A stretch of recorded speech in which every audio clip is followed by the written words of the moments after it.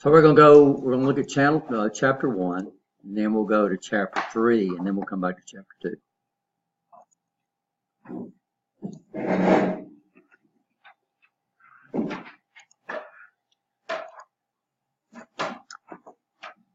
Chapter 1 is basically an overview of PLCs. By the way, there's a lot of terminology, terminology that's used in the trade. In PLCs, you got to understand a few terms on electricity. You got to understand some terms that we use in computers. We got to understand some terms that we use in sensors. We have to understand terms that we use in PLCs. So what I've done and what I'm working on, it's going to be fluid during the term, is I'm working on a glossary of terms that you'll use in your PLC classes, whether you take PLC 1, PLC 2. So it's going to be one glossary for all 3 classes if you decide to take all 3 classes. It's already up there. The latest version's up there, but I've added some stuff to it today. When I was sitting in there, I said, we ought to say that. So we'll describe, we'll sort at the history of PLC, distinguish between fixed and modular PLC, discuss the type of processors. We need to know what RAM and ROM is. Some of y'all probably know that. I'll talk about RAM devices, ROM devices, and then the major components of the PLC. And what does PLC stand for? Programmable. And what does programmable mean? That means it can change. We can change it. The PLC was introduced in 1960 by General Motors.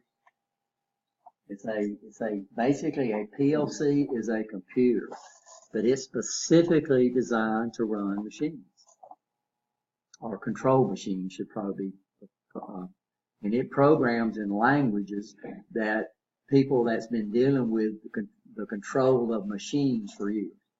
And of course, the main language there is ladder language. Uses to control motors, conveyors, robots. What we're going to do with, before we did this, we used a type of logic referred to as relay logic.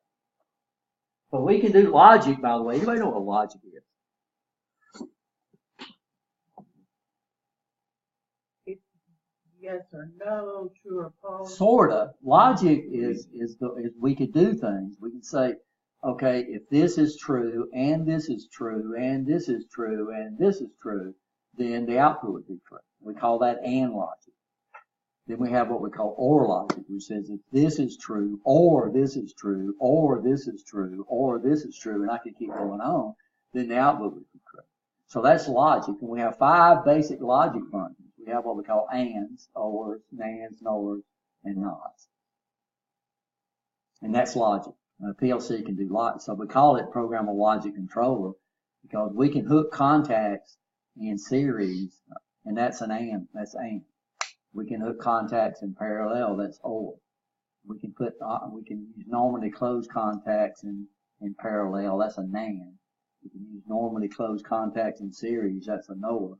And then a NOT is nothing but a normally closed contact. So we can do logic, relay logic, with nothing but contact.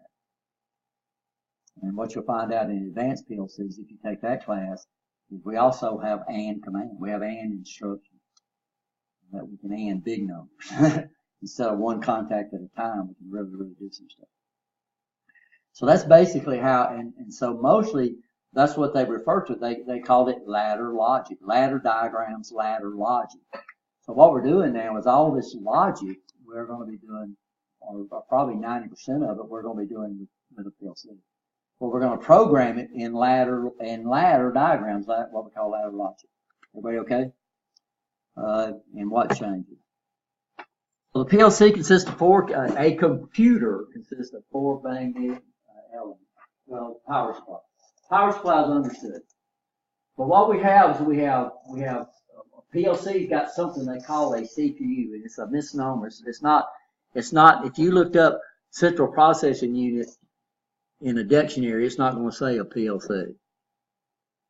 Central processing unit is the unit that's actually doing the processing. In PLCs, we refer to the actual computer that's controlling everything as the CPU. So it's a misnomenclature. If I'm talking about this computer, I'm talking about one chip that's in the center called the processor, and a PLC, we're talking about the whole unit that controls that. That makes sense? So we'll find out that things happen in the trade. We come up with trade names or commercial names that's not actually kind of misleading what they do. Then we have what we refer to as modules. These modules can actually be physical, or they can be individual units, or they can be separated inside what we call a fixed PLC. And we'll see that in a minute. We have input modules and we have output modules. So input modules, that's where those screws are that we're going to do. We're going to hook up our input devices on. And the output modules, these is what the PLC communicates with the outside world. We're going to have screws on our PLC where we hook up output devices. Loads, real loads, not simulated loads, real loads. That makes sense. Discrete in PLCs mean digital. So these input ports, these digital input ports, we're going to put a voltage on them, or we're going to take the voltage off. So that's what's nice about digital. Digital is really easy to represent, because all we need to do in digital is have two states. And what can we represent digital with? In electricity, we got two things. We either use current or we use voltage, and the most popular is voltage. So one voltage would represent a binary 1, and one voltage would represent a binary 0. And that's real easy to present with a push button, right? You understand? So right over there, and that's kind of, true false is a relative term. The book doesn't do a good job on that. But right now, if we talk about that, this is a 0 and that's a 1. So if the lights are on, we'll say that's a 1. If the lights are off, that's a 0.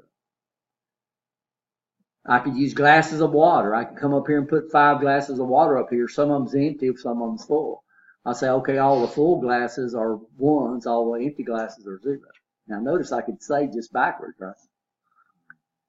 So the empty glasses could be 1s and the full glasses could be 0s. And this is where the book has a little problem. So when they use discrete in the book, they're talking about digital inputs and digital outputs. So we use a ton. These are it. These are the main categories right here. Digital. We either press a button or don't press a button. The sensor says I'm true, I'm false, and we turn things on and turn things off. So probably 90% of the inputs and the outputs on a PLC, not probably even bigger, is basically digital.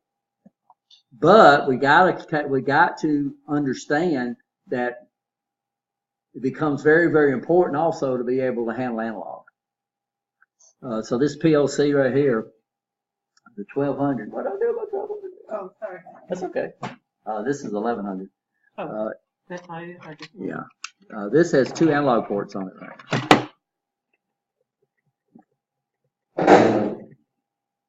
So here's the analog. So I'll pass this around. So these are labeled analog. These are labeled I. So you'll see I/1, I/2. These are the inputs, right? You'll understand. And then over here you'll see, and this is one thing different between the Siemens and the Allen-Bradleys. Now, Allen-Bradley's designates an output port as an O. But the problem is we got 2 things on our keyboard that look very similar. We got the O and we got the 0 key. So if I'm specifying output 0, I'm going to put O:0. But if you put 0:0, you got a problem. A little thing will pop up there saying, hey man, you screwed up. Siemens uses Q for outputs. Well, it's just something different than O. And it's easy to distinguish outputs from inputs. Allen-Bradley's is kind of hard because you got an O and then you got a 0 on both sides, and then you got a 0.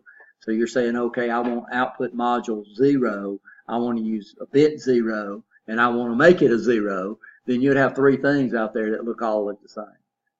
So when Siemens came out, Allen-Bradley's came out before Siemens, they corrected that by using Q for outputs. So here's our outputs. Here's our inputs. This is where we would hook up the physical devices that the PLC is looking for information coming from, and then sending information to, right?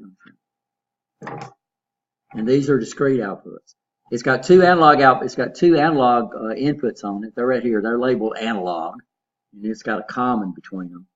And this don't have any analog outputs. But we could sacrifice some of our outputs and run it into an external A to D converter, D to A converter. So y'all pass this around a little bit. So this one it's just one. So if you don't have like a gigantic business, you know, this, and we'll talk about that in a minute. This is later on. We have what we call a fixed PLC and a modular PLC, and we'll look at that. But this guy right here is basically a hybrid. A variable input, when they use the term variable input and variable output, these are analog inputs and analog outputs. So analog means we're not looking for ons and offs, we're looking for a level, right? You understand, a quantity.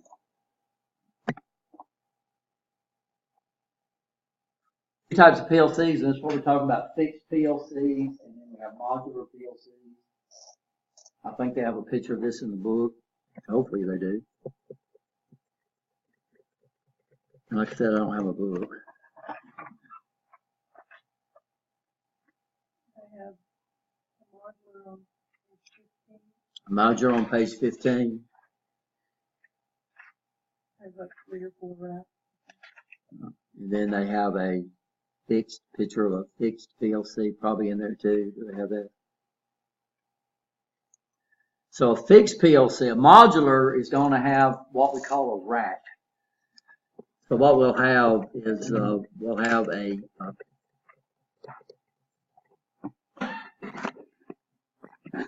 oops. Yep.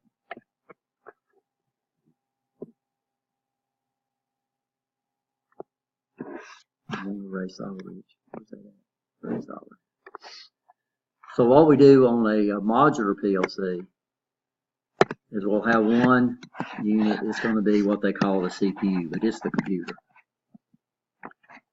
And then what we have is we have a bunch of connectors out here. And then these are going to be encapsulated inside a kind of a box. And what happens is all the information that needs to go to the CPU is parallel down through here.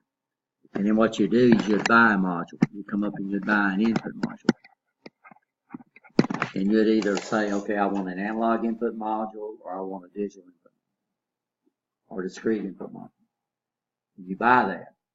And then you'd say, then you just specify how many input bits how many inputs can I hook up to it. What might be 16, might be 8, it might be different sizes, right? You understand that? And then you plug that in. Now, what's nice about a modular PLC is you can design the PLC for what you need, and you can string racks together. So this rack will have a thing, and you can come down here and you can buy another rack, and then you can put the module in there.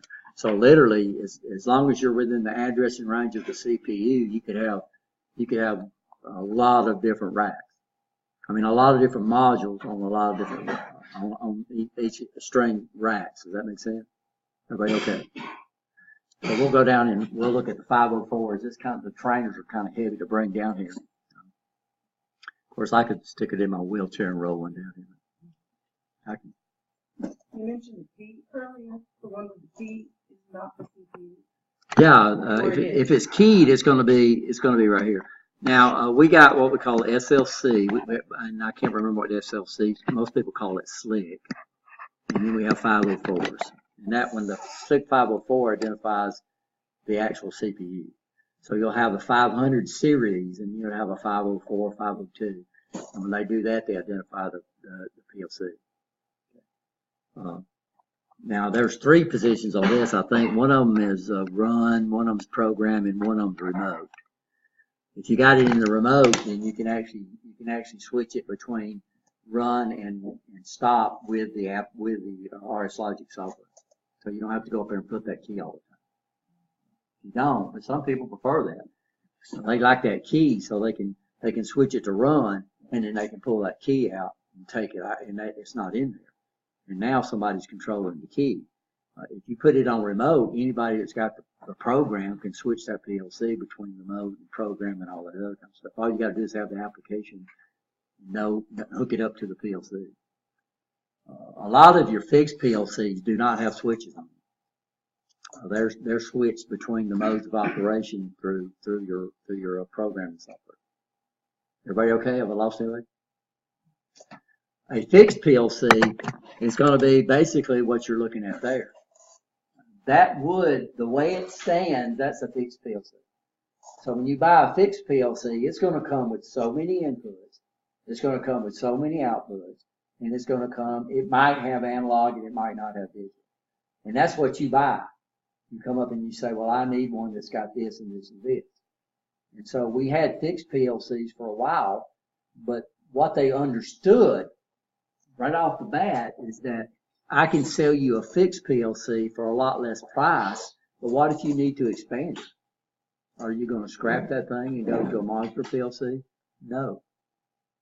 If you look at that 1100 PLC, you'll notice there's a little door on the side that you can pop out. And then we have these special mounting rails. They're called DIN rails. If you looked at them from the side, they would look like this. And the way that PLC said is if you flip it over and look at the back, you'll see that slot in there, and you'll see the two keys that hold it onto that DIN rail. Well, then what you would do is you'd put your PLC, and if you mount it on a DIN rail, you take that cover off, and then you can buy another module and slip it into the side. I refer to these as hybrid PLCs. So a true modular PLC, the CPU has no inputs and it has no outputs. It gets all its inputs and it gets all of its outputs from modules that you pop into a slot. Most of your PLCs now are going to be these hybrid PLCs where you buy them with a certain number of inputs and a certain number of outputs, but if you need more, you can do what? You can buy another module and slap it on the side. What we're going to do, the manufacturing lines we all looked at, the Festo lines runs off Allen Bradley PLCs, and what we're going to do in PLC 3 is we're going to try to convert that. Notice I said try. We're going to try to convert that over to Siemens PLCs. Well, the problem is that we didn't want to buy a big, 314 PLC. That's a lot of money. It's got like 15 I/O ports on there. I mean, it's got 24 input ports. It's got, 17, 18 output ports. It's got like 10 analog ports that we would never use, right? You understand? So what we did is we bought a little 1200 PLC, and I'll bring one over here and show it to you. It's really neat. But it didn't have enough ports on it, but it's a hybrid PLC. So what did we do? We got another output module, and we'll snap it off and we'll stick it on there. So most of your small PLCs, getting true fixed PLCs is hard to do. You can get what these hybrid PLCs, you can buy a little tiny PLC for a real cheap price, and then you can expand it by mounting it on the right type of mounting rail. Are you okay? The book don't actually tell you that, but I just wanted to let you know that. So y'all know the difference between a fixed PLC and a modular PLC. So what can we do with a modular PLC? Well, what's nice about a modular PLC, you can design it, you can fix it up exactly what you need for your application. And it's very expandable. With a fixed PLC, if a true fixed PLC, you get what you buy. It's not expandable. It's kind of like when you go out and buy a tablet. You get what you buy. When you buy a phone, you get what you buy. Right? You understand? I got a desktop computer at home, and I can change that thing. I got a computer at home that if you walked into my house, you would think it's the same computer I've had over there for 15 years. But it's not, because that's one big advantage of a desktop, a true desktop, not one of these all-in-ones, but a true desktop is you can expand it, you can change it. If you don't like the video card in there, you can get a new one. You can add all kinds of stuff to it.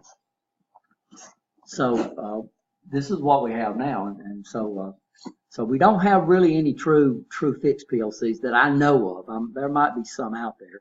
We've got a little unit over there running one of our machines that we bought, and it's a little old tiny PLC. It wouldn't surprise me that that's not a fixed PLC, but it's not a name brand. It's not like an Allen Bradley or a Siemens. Are we okay? Output modules, input modules, and we'll talk about that. Each unit removes and adds as needed. We have the SIG 504s. I don't know if we got any G series ones around here anymore. This was one of the first original PLCs that we called. You would have loved that. You program that thing on the screen. You didn't plug it up to a computer, and it programmed in what we call Boolean, which y'all would have loved that. So the fixed PLCs we have is we have the 1000s. Where's that? It's a little break out. Oh, there it is. This is a true fixed PLC.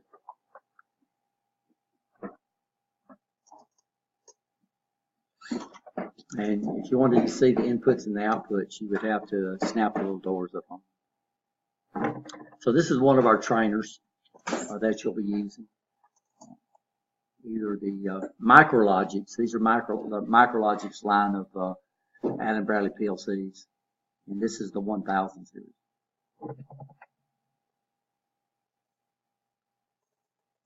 So we have now this is a true computer. So in PLCs, we refer to the whole computer as a CPU.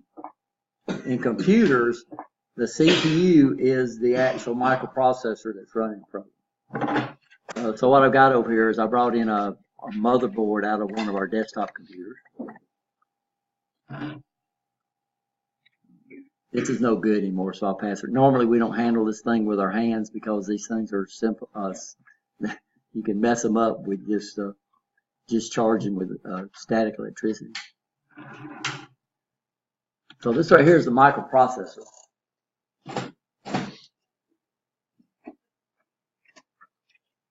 This is an older microprocessor. This is a AMD K6 processor. Now, this is a 32-bit processor. Don't drop it, guys. So this uses a technique called a pin grid array. So the actual microprocessor is offset under this metal cover right here. And they usually put metal covers on them because they create so much heat that if it was plastic or anything, it doesn't dissipate heat real well. And then we'll snap some type of heat sink on it. So even on your laptop, if you got a laptop that's a high-speed laptop, you hear that fan running every once in a while in there. You know, this is called a pin grid array. So this is all the pins that this processor uses to control everything that's going on. This is not any good anymore. It's obsolete. Now this is a true CPU. In fact, it's what we call a microprocessor. Originally, central processors. When I first got into computers, the computer I worked on, the central processor was actually 3 individual circuit boards that plugged into a bus. So sure enough, mainframe computers, big computers, their CPU is going to be a biggie. But the advantage is the speed that those things can operate. So if you went up to the supercomputer up in Huntsville on the University of North Alabama, it does not use a microprocessor. But the problem is that what we do is we sacrifice speed for space, right? You understand? So they started making these microprocessors, which basically has everything that a true CPU has in a very small package. These things generate a lot of heat, so we try to get rid of that heat. So we mount a heat sink on them, and then normally they have a fan. So you can see these guys. These are where you get into the sure enough processors. The problem is though, you can see the size of this computer is going to be pretty big, but it's going to run at a lot faster speed than your phone would ever have the ability to run at, or the speed that your tablet would ever have the ability to run at. So I'm going to let y'all see the actual processor. And you got one of these in your cell phone.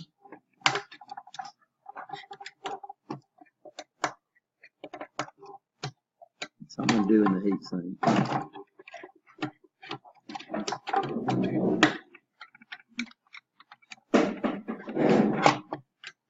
So what does it say makes up a microprocessor, a computer? What does it say in the book makes up a computer? We have to have a central processing unit. Input and output. Got to have input and output, and we got to have memory. Unfortunately, people use the term memory for a lot of things that are not truly memory.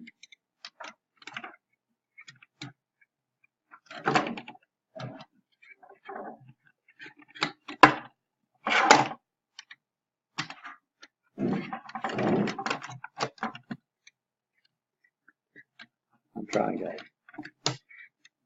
There we go.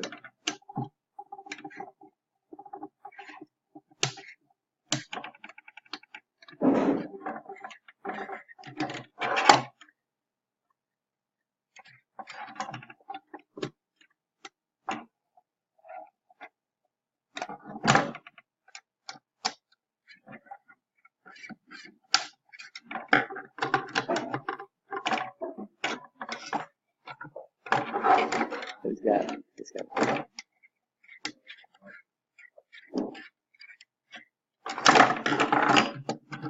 So the processor in your cell phone is going to be a lot smaller than this, and it's usually not what we call upgradable, which means whatever processors in your cell phone, that's what you got. These guys, though, these are upgradable, which means the processor itself is in a socket. So here's the actual microprocessor right here.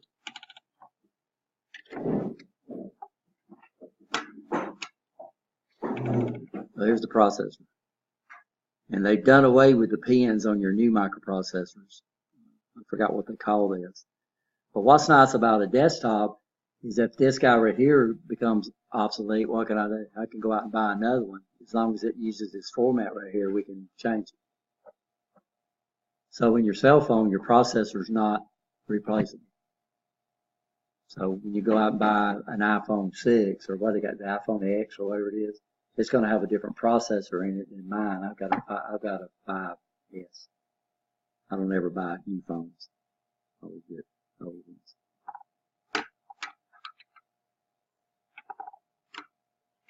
So here's the microprocessor. This is the guy. What do computers do?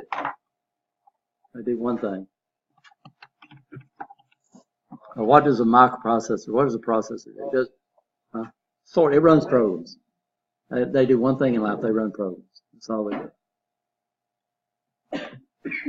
Then we have to have RAM. We have to have memory in the computer, and this is where gets misleading. We have a lot of commercial names that are not truly what they are. So we have what we call USB thumb drives. People call those memories.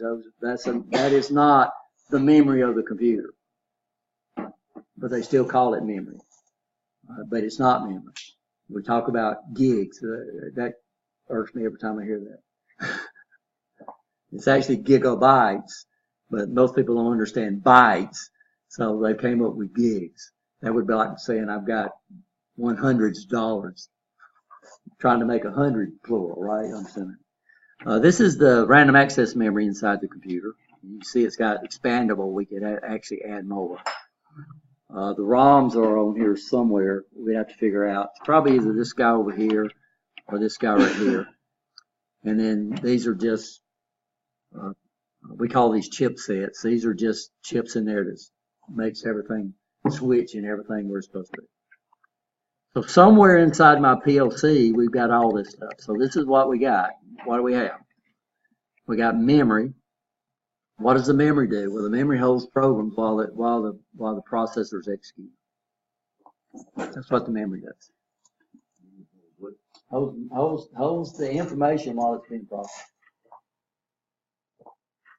So right now I've got in this computer, this computer don't have a solid state drive in it. I think it's got a true little hard drive in it. So what I do is if I'm going to run a program, I take that and load that into the memory of the computer.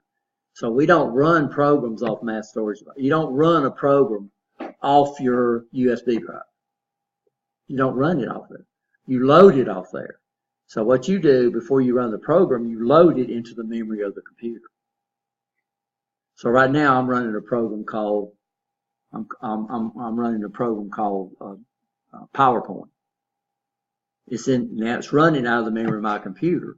But if I kept all these programs in the memory of my computer all the time, I'd have to have billions of bytes of memory.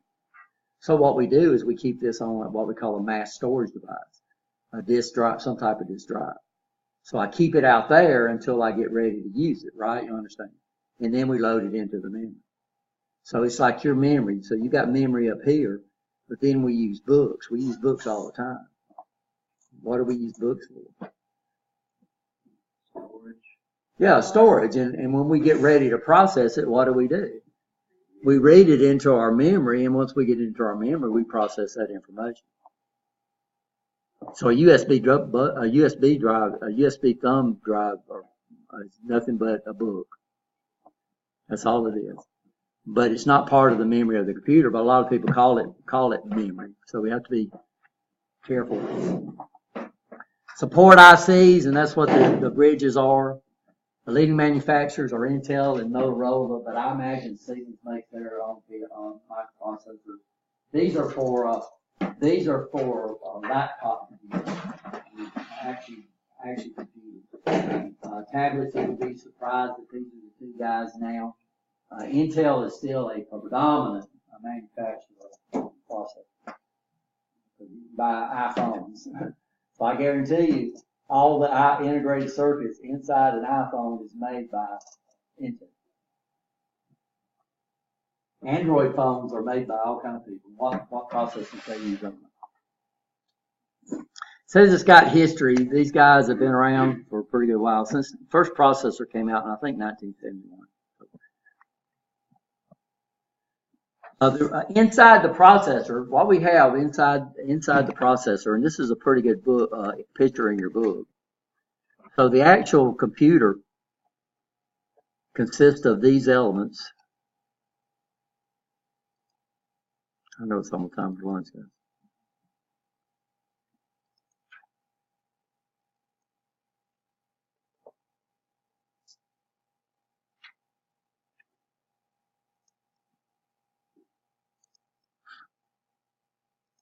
Oops, I didn't want to do that.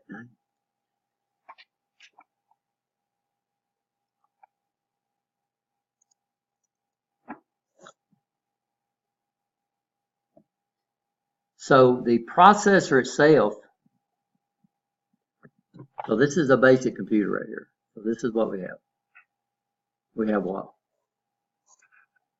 The central processing unit, which in PLCs they call the whole box the CPU. Then we have of course, power supply.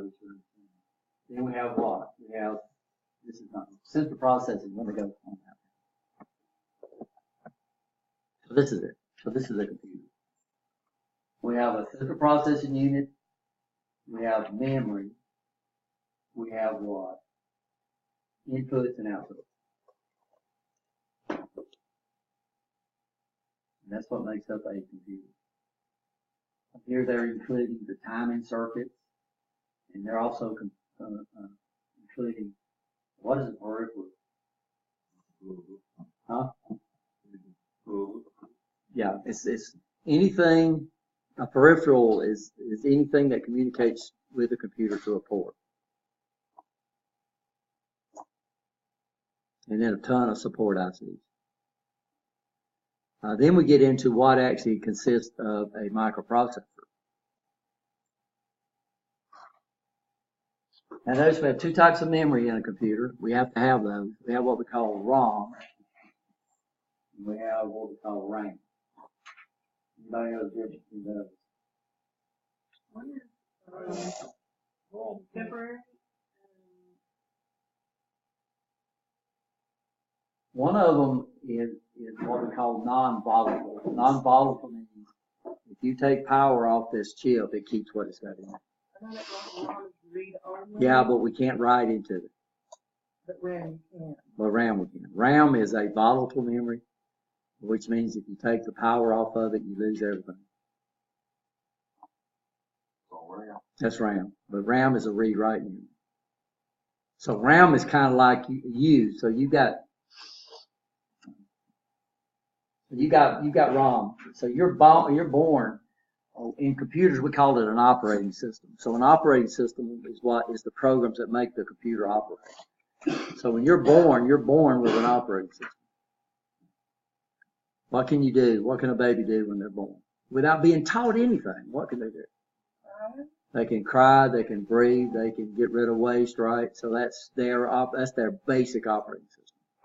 And it's in a non-volatile memory. So when they go to sleep at night, they don't lose that operating system. Now what we do, luckily humans, we can add to our operating system our whole life. We call that learning. But we also have what they call short-term memory, and that's RAM. So what do you do with your short-term memory? You bring stuff in, you use it, and then you do what? You kick it out and you forget about it. Well, that's RAM. So RAM would be you're thinking about something at night. You're sitting there at night and you're dreaming like crazy, and you wake up and you have no idea what you dreamt about. That's RAM.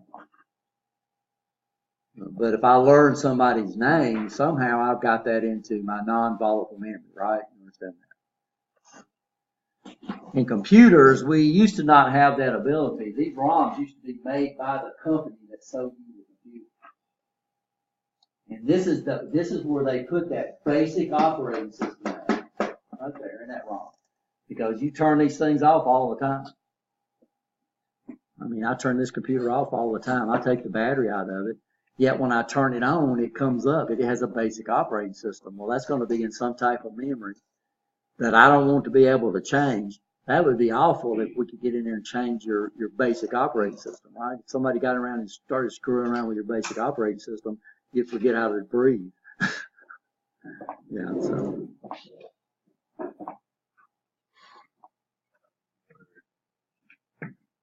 Okay, I can make it bigger.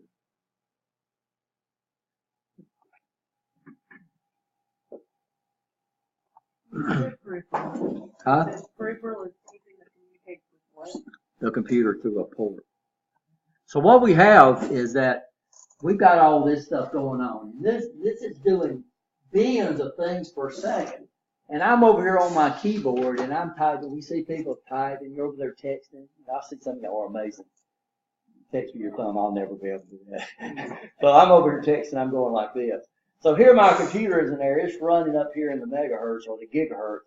And here I am doing this right here. Well, we got to have something in there that compensates for the speed differential between my inputs and my outputs. We got to have some way where the microprocessor can select that keyboard when it needs information. So what we have entries into the computer and out of the computer that we call portals or ports. And that's what they do. So on one side of the port, it's hooked up to the microprocessor, and then it comes over here and says, okay, I've got some type of input. And then the computer will come out and read that port. Okay, I'm going to come out and read that port, and then I'm going to go off and do something else, right? You understand? So we got to have something that compensates between the speed of the processor and how fast I am. So any input device or output device communicates with the computer, with the processor through a port. And we have input ports, we have output ports, and then we have what we call I/O ports. So input ports and output ports are unidirectional ports. An I/O port is a what? Bidirectional. Unfortunately, when you get into computers, they'll generically call all the ports in the computer, they'll call them I/O ports, even though that's not correct. So some of the ports are not I/O ports, some are input, some are output. So on our PLC, those inputs are inputs. They're not I/O, they're what? They're inputs. And those outputs are what? They're outputs. They're not I/O, but they call it I/O. They'll generically call it I/O. So if I was going to look at the configuration of the input-output ports on this computer, then I'd go and look at the I/O devices, which we can. I mean, I can show you all the I/O devices. So what they do, though, is everything inside the computer is assigned a binary address. Everything. It's assigned a binary address. So we have multiple storage locations inside our ROM, and we have multiple storage locations inside our RAM. Now in computers for years, and every one of them is assigned a binary address. So it's like the mailbox on the side out there on my house. Everybody's assigned a unique address, right? So if you want to send me a letter, what do you have to know? You have to know my address. And if the postman does a good job, our streets are kind of weird, and we got one call this and one call that one, and we got a 1208 in both streets. And we get letters from most people all the time because the postman don't understand where this street ends and where this street starts. And I can understand the confusion. But if everything worked exactly right, if I wanted to send you information, a telephone number is an address. If I want to give you a call, what do I have to do? I'd have to know your telephone number, right? You understand? Well, that's the way the computers work. So everything in the computer is assigned an address. And this is done by the engineers that set up the computer. The only thing the processor does is when you start that sucker up, it's going to go to a certain address every time. That's the only thing it knows. And that address is going to be in what? ROM. And that's where it picks up its first program instruction. After that, guys, everything that sucker does is in total control of a program. So the only thing this guy right here knows is that when you reset me, I'm going to go to a certain address in this read-only memory, and I'm looking for an instruction. And then after that, the CPU is under control of that program, every bit of it. So that's the only thing that sucker knows. And then after that, the only thing it does is run programs. That's all it does. Are we okay? So let's break for lunch. 30 minutes, right? So there's a unit inside the mind. I don't know how much of this that you really need to know, but it's in the textbook. I know all of it. But we have a unit inside there called an ALU. What is that? It's the arithmetic logic unit. This is inside the microprocessor, and what's it responsible for? Well, it's responsible for doing the math and logic. That's what it's responsible for. And also, it can do ands, ors, nands, nors, nots, exclusive ors, which we'll look at. We can do exclusive ors and exclusive nors. There's supposed to be an R in out here. We can do that with contacts. And then inside the processor, we have an ALU, which is actually what does the arithmetic logic in the computer. And then we got a bunch of registers. And these registers are internal to the processor. And this is basically where we store the information where it is actually being processed. So what we do is we load it into the microprocessor, we load it into the memory. And then the microprocessor is running a program. It's a machine language program, and I'll let y'all see a true machine language program. And you're going to see why we don't program in machine language, but it is a binary language. When we first started getting processors, that's what we had to learn how to program. So what you had is you had a binary code that told the processor what did you want to do.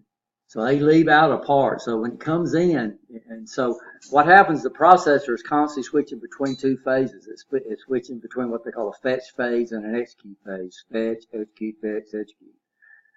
When it's in the fetch phase, whatever binary whatever binary thing that comes in, it thinks that's an operational code that's telling it what it wants to do. And then when it switches to the execute phase, it does what that instruction told it to do. And after it gets out of the execute phase, it automatically switches back into the what? Fetch phase. And this is constant. So there's a thing called an instruction decoder in there that reads the instructions in the ALU. So there's a lot that goes on. But what we have is we have a group of memory, it's volatile memory, inside the processor that we call registers. So if we're going to do any math inside the computer, inside the processor, the data that we're going to be doing math with is brought into registers. And then the ALU operates out of the registers. Now in PLCs, they get that kind of mess. We'll talk about registers, but it's not truly what the registers are inside the CPU. Memory, random access read-write memory. Can read from and write to, used for temporary storages of contents that's lost in power. We call this volatile.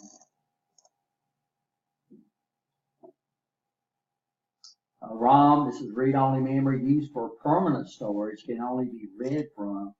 stores permanent PCL programs. So your basic operating system is gonna be in this guy right here.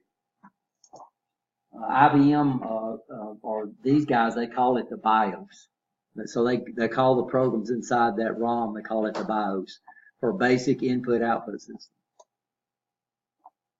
Basically what it does, it goes out there and loads that up, and part of that program is to tell it to go and load the main operating system.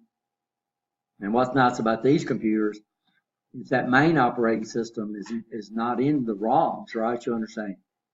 So what can we do? It's in a read-write memory, so what can they do? They can upgrade it, right? You understand? So I could change this operating system. Right now it's running Windows 7. I could upgrade it to Windows 10, because that operating system is not in the ROMs. It's out there in a mass storage device somewhere.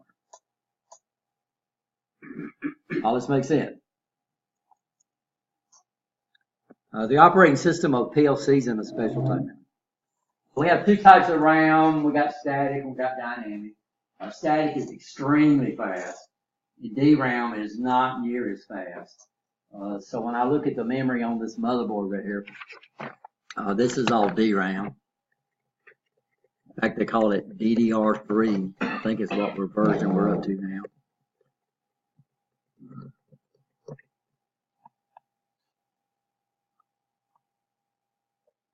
And on desktops, what's nice about desktops is this RAM, a true desktop, one that has the where am I at? So this is DDRAM right here, and these are on what we call dual inline memory modules. It's called DDR memory. It's really neat. It's double data rate, but this is the actual integrated circuits that holds the memory right here. Now this is susceptible to static discharge, so notice I'm not touching any of these connectors right here. Notice they're all gold plated. What advantage does gold have over copper? No rust, but it's on there extremely thin, right? You understand? If we was to take a piece of sandpaper and just sand a little bit, you'll see it's actually copper. So it's a very, very thin coating. So this is DDRAM. I'm sorry, this is dynamic. And I can tell you all the difference between static memory is extremely fast. So what we do is to compensate for the speed of the dynamic memory. There's a special type of memory inside the microprocessor. It's RAM. It's called the cache. I don't know if you heard of the cache. And it's static. And what happens is these processors, it's really, really neat, is they're so dang smart and they understand programs so much, is they understand that most programs loop. They just loop. And so what it'll do is the memory controller will figure out where you're running at, and it'll preload everything it needs to in the cache, into the static memory. So predominantly 99% of the time, the processor is actually running out of static memory.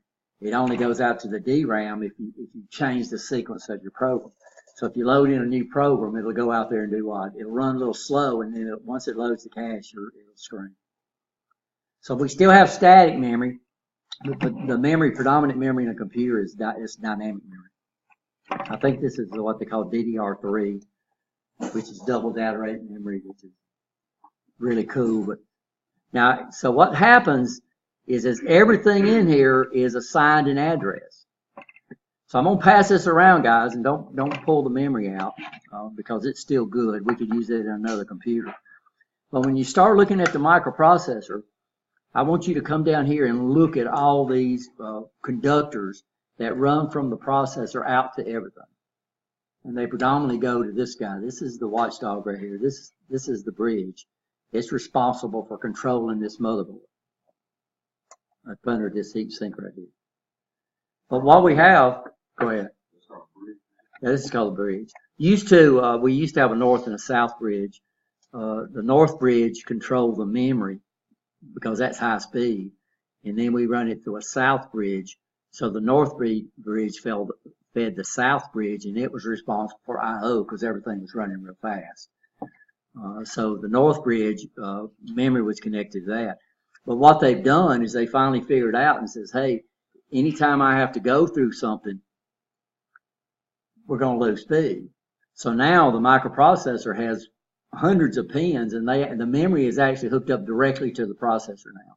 So what we do now is we have a bridge that controls the I/O, and I/O is fairly slow. Y'all understand that I/O is slow, so we have to synchronize everything in the line so everything gets to the right place at the right time. Now what they've done is when we start about groups of data. Binary. A binary is a bit, right? And we talked about that a little bit the other class. So binary numbers, digits are called bits. And they're either going to be a what? 1 or 0. And then we come down and we start, but when we start dealing with I/O ports, a lot of times we're going to be dealing with a single bit. But it seems like it would be a waste of energy to try to assign every bit an address. So what they do is they went back to what we call the fundamental storage unit, and they came up with something that they call a byte. Anybody know what a byte is? Yeah, it's a group of 8 consecutive bits. So what we've got is your memory actually holds information, and it's going to be in a byte. So every byte has an address. So that's why we say I have 10 megabytes of memory. We say our hard drive holds so many bytes of memory. Of course, what has happened is now we're up into the gigabytes, and they dropped the term bytes, and what do they call it now? Gigs, yeah. But like I said, that would be like using hundreds plural. I got $100. So but it's just a commercial name now, and so everybody uses it because nobody knows what a byte is anyway. So like we got all you know now about a gig is the more gigs you have, the better it seems it is, right? Originally, when Windows 98 came out, it would only address 2 gigabytes worth of memory, but you could put 4 gigabytes of memory in the computer, and you'd have people go out there and fill that thing up and waste that money, and it would what? It would never be used. Very interesting. Now, what we have the ability to do is we have the ability to tell my processor to grab multiple bytes, but every byte is assigned an address. But I can say, okay, I want to load what we call a word, and I would say I want to load word 0. Well, it would automatically take byte 0 and byte 1. Right, you understand? It would automatically use 2 addresses. And if I could go and, so we have what we call basically, so we have terms. So every bit, every digit, we call a what? Bit. And then we do groups of 4 bits. These are called nibbles. And now why we need to know what a nibble is that we use nibbles in a numbering system we call hexadecimal. A group of 8 bits we call a what? Byte. So every byte is assigned an address, even on I/O. And then what we do is we start grouping these. We add 2 bytes, and we call 2 bytes. This is called a word, and that's true. So we're going to run into this a lot in the Alvin Bradley PLC. They're going to talk about words. And then we have what we call double words. What's double words? 32 bits, right? And then we have quad words. You don't run into quad words very often in PLCs because there's really no need. So with a double word, we could represent a number up to 2 to the 64th minus 1. Anybody got their calculator and do that one? So, 2 to the 64th. A word is 2 bytes, which is, I'm sorry, 30. No, a word is 2 bytes. Excuse me. And then a double word would be what? 32. So I told y'all wrong. It's 2 to 37. Minus 1. Because you lose 0 for one of your number combinations, right? So when we talk about combinations, we start with 0, 0, 1, 2, 3, 4, 5, 6, 7. So we say base 10 has 10 combinations, but we only can hold a weight from 1 to 9 because 0 has no weight, right? You understand that? So when you calculate the number of combinations, you take the base and raise it to the number of digits you use it, and then you subtract 1, and that'll tell you the biggest number you can represent. Exactly, because I got 1023. I don't know if that's right. You're saying 2 to the 32nd. 32? 2 times itself 32 times. So what you're looking for is you're looking for this on your calculator. You're looking at y to the x, or x to the y. Some calculators call it x to the y. So what you'd do is you'd enter 2, then you'd hit this key, and then you'd enter 32, and then you'd hit equal, and that's what 2 to the 32nd. So in controls, that's plenty of big a number.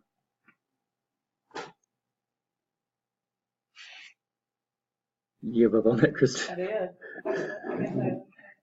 Yeah. So here, what we're doing is when we raise a number to an exponent, what that means is you're multiplying that number by itself an exponent number of times. So you could say 2 times 2 and just keep hitting the equal key until you do it 32 times. And that would be the number. So here's y to the x right here. So here's 2 raised to the 32nd power. So that would be what we could represent. Now minus 1, that would be the biggest number I could represent. Why? Because 0 has no weight. So we subtract, and that would give me, so this would be the number of numerical combinations.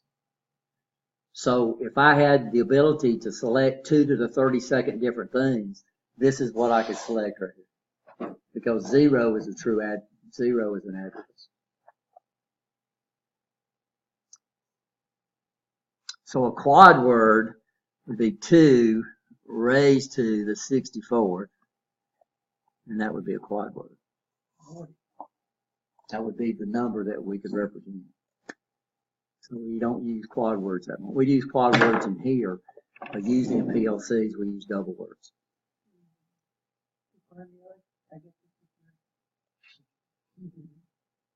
How big is that? It's big. It's big. So what we do, we got 3 buses inside on this.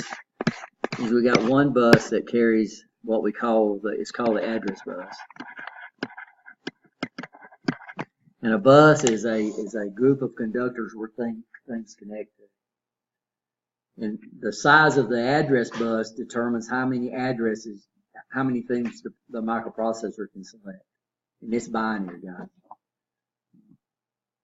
And current address bus sizes are, I think they're doing 60.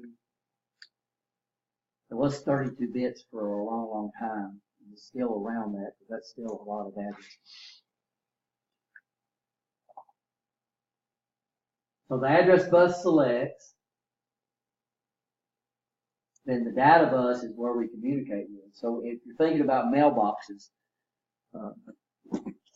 how many addresses can we have? Well, what does an address consist of? It consists of a number and a street, right? You understand? So how many addresses really can we have? Well, it depends on the number of streets and the number of combinations we can have on that street. But I don't communicate with that outside of that mailbox. What do I communicate with? Mailbox. So what happens is the mail person is basically what we call an address decoder. So what the mail person does is they do what? They look at the address and then they match it to the side of that mailbox. And that's what the address bus does. So we have all these circuits we call address decoders that are sitting there looking at that address bus. And when that binary address comes out, it says, oh, that's me. And what does it do? Well, it opens the mailbox up. And then the data bus is where the data transfers. So that mailman's hand, that's the data bus. And so he uses his or eyes to do what? That's the address decoder. And then the data bus is his arms or his or her arms, and then they put it in the mail. So what that does, the address opens the mailbox up, and then we can transfer information.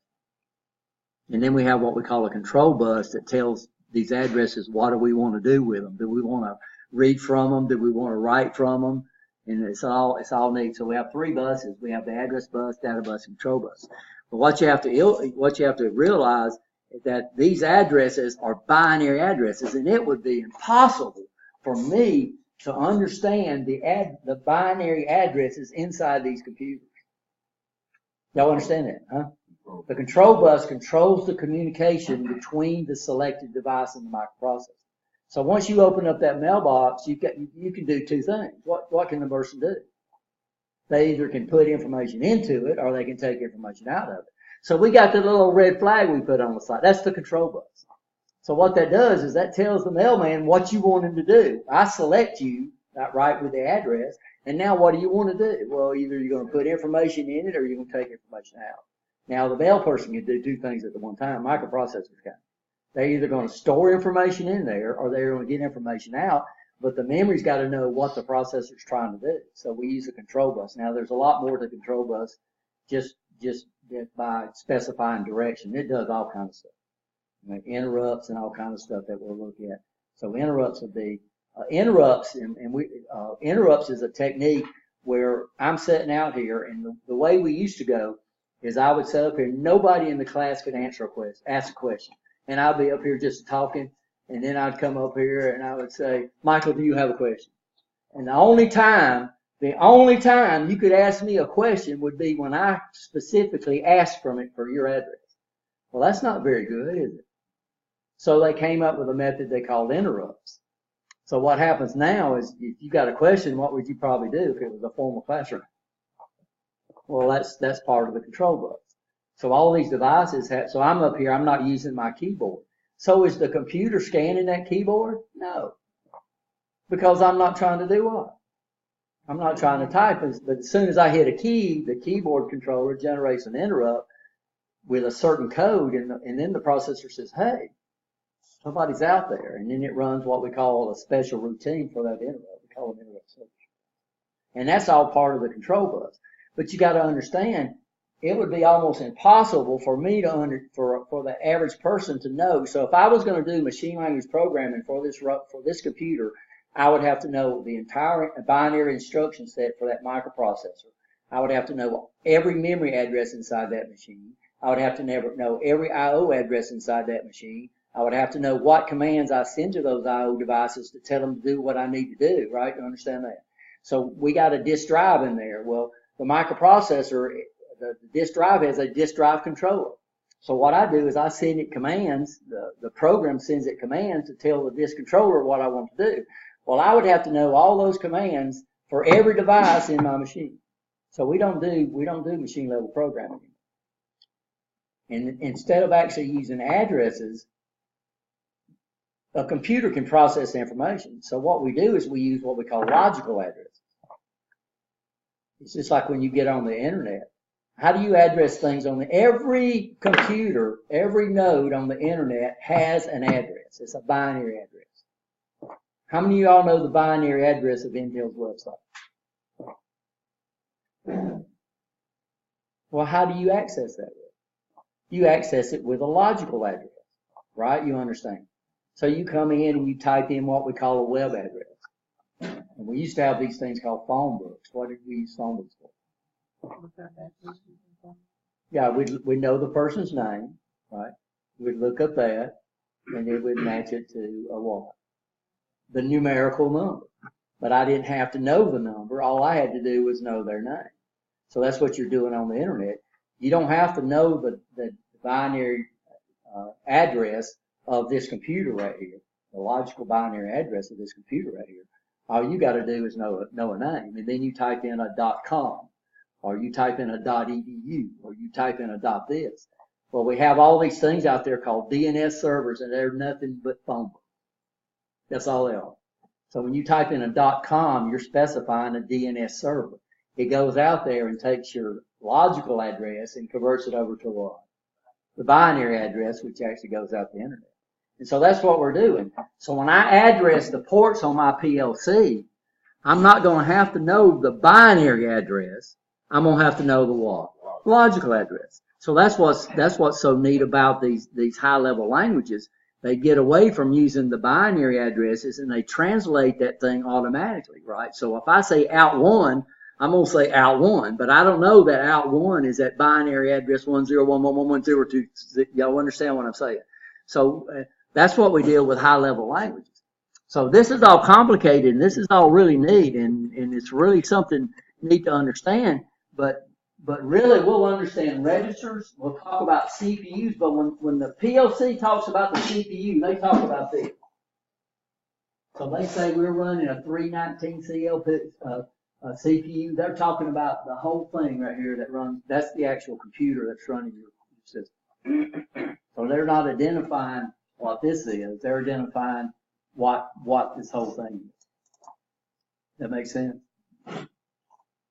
And then we program in a language. So when I say I want to turn on output 1, I don't have to know the binary address of output 1. My operating system takes care of that for me, right? Or my application takes care of that for me. So register. So this is what's inside it. And there's even more cache. This is static RAM that's inside there. Data cache, instruction cache, instruction decoders. We have an internal bus. We have this. We have an arithmetic logic unit. We have a control unit. Most of your U processors have a video control processor inside the microprocessor too, which is pretty neat. So when we use the term registers, this is not exactly true. We're going to address memory locations as registers, but each register is going to have a function in life. So we have data registers, we have input registers, we have output registers, but these are actually in the RAM of the machine. They're not in the true processor. So we run into a lot of we run into a lot of trade language that's not actually true language, right? You understand that? So language of the trade, when we start talking about registers, this is going to be a group of RAM. It's not going to be true registers inside the memory that's going to have a dedicated function.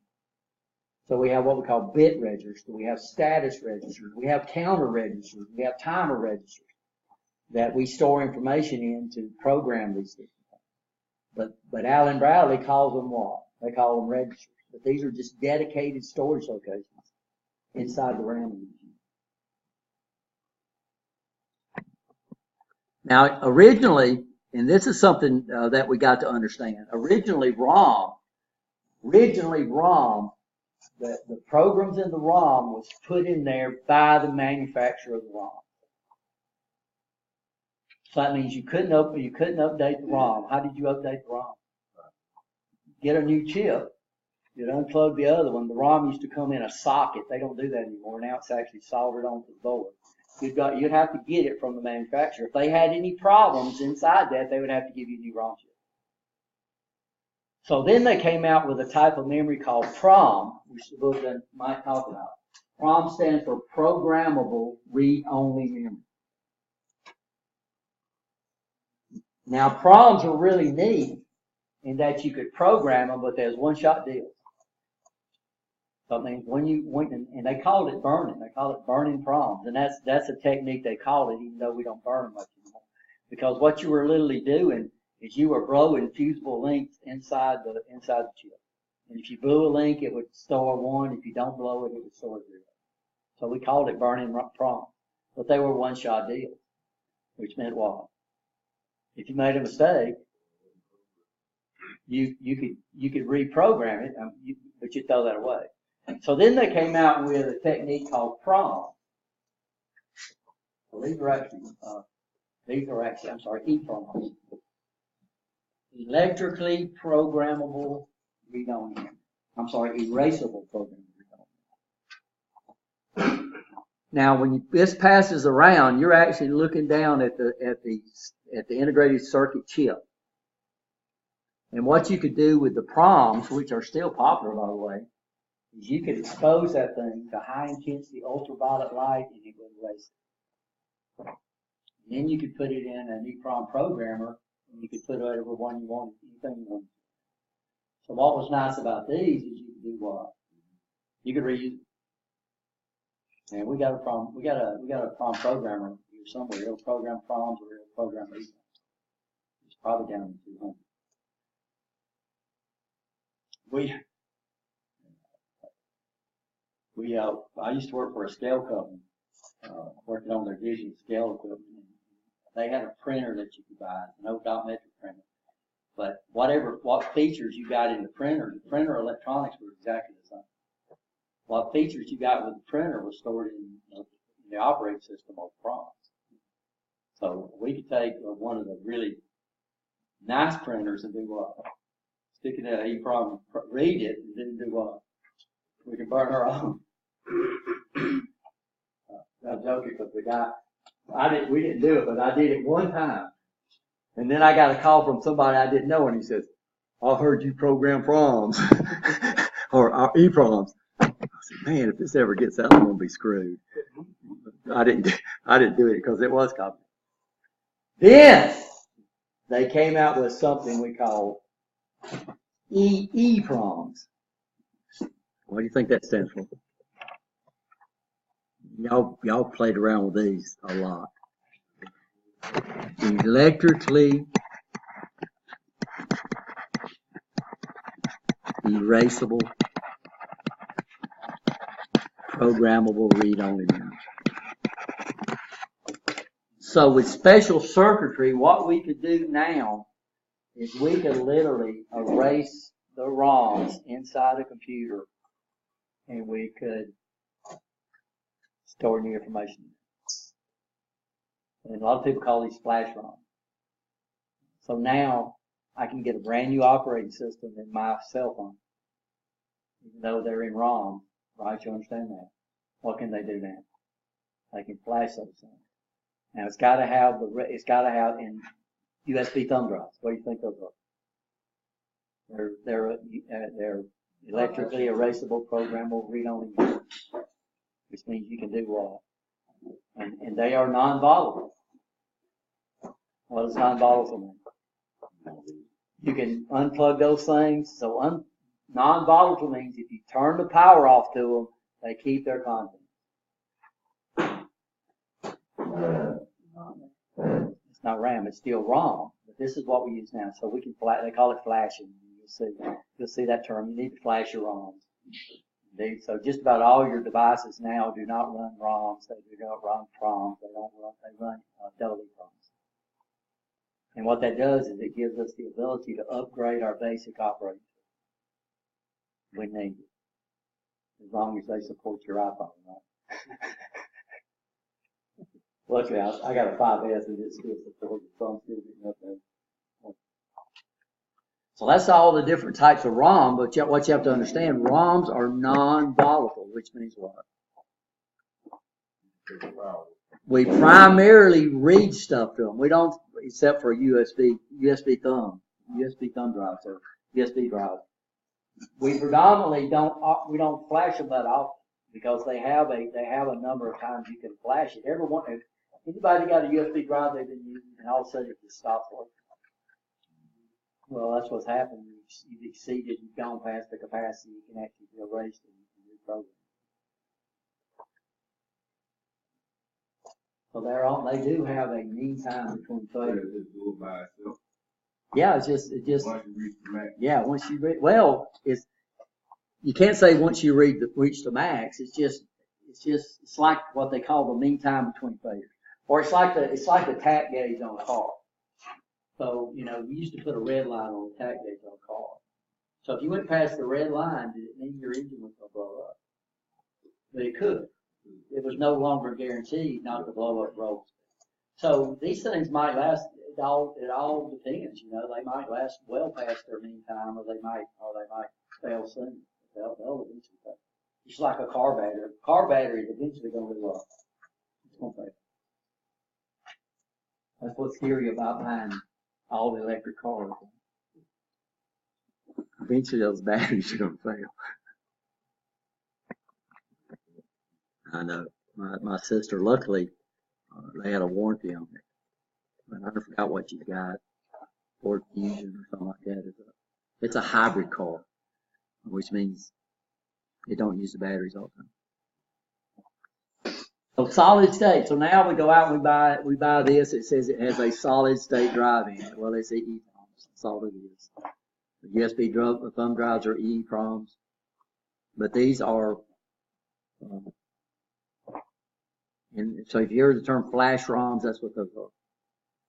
Address decoders, those decode addresses. Is all this in the textbook? Discrete input. Everybody okay? So when we use the term discrete input, we're talking about digital input. So these inputs are only going to represent, they use voltage, right? You understand? So if you put a voltage on that input, it's inside the memory that holds the information from that input port, it's going to put a 1 in. If you don't have the button pressed, it's going to put a 1 in. It's going to put 0. And that's the way both the Allen Bradley and the Siemens. Now what the 0 and what the 1 mean, two different things. We'll talk about that. So a 0 can be true just as well as a 1 can be. Now what we do is we split these input modules up. I've never seen a 4-bit, even though I'm sure they do that. So normally we go 8, 16, and 32. And these are modules.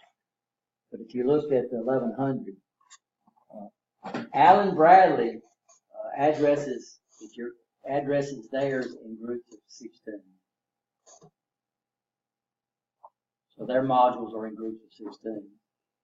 So if you had a 32-bit module, your CPU would see it as 2 modules because it addresses in groups of 16. Siemens addresses in groups of 7, groups of 8. So that means for every group of 8, you would assign it, you'd specify a different logical module. Does that make sense? Yes. So what we do is we'll start off in our command is the logical address in a typical logical address in the Allen Bradley PLC would look something like this. Oops. Where is it? Right here.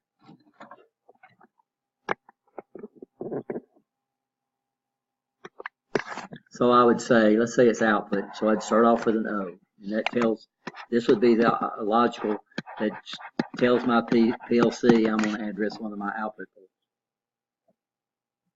And then I would put a colon. And then I would put a number. Well, they call that the module number, but it's actually a group of 16 numbers. Does that make sense?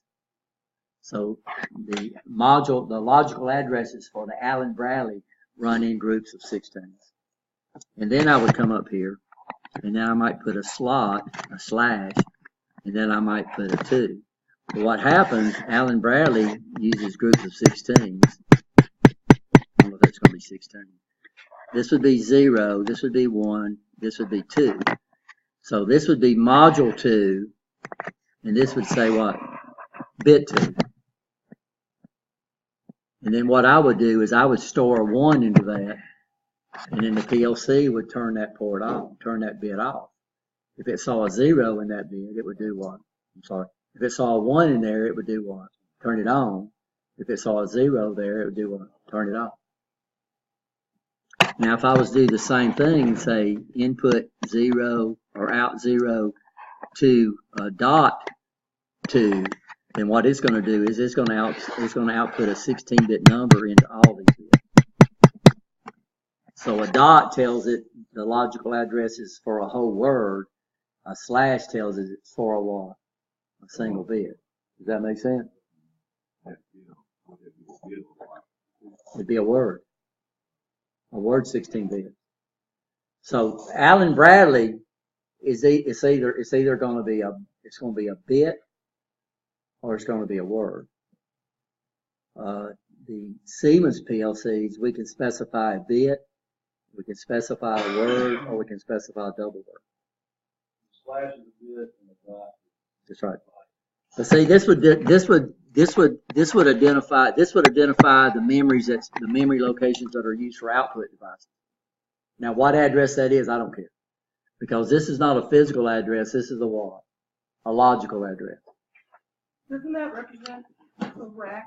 but it's in somehow or something in that number, you know, it says output and then it has which. Well, not, you can't say rack anymore because it wasn't a rack, we got another thing for a rack. So all we're not doing racks, we're just doing modules right now. So this would be the second module. Well, we say the second module, but in a fixed PLC, you're not going to have modules, right? Understand? Right.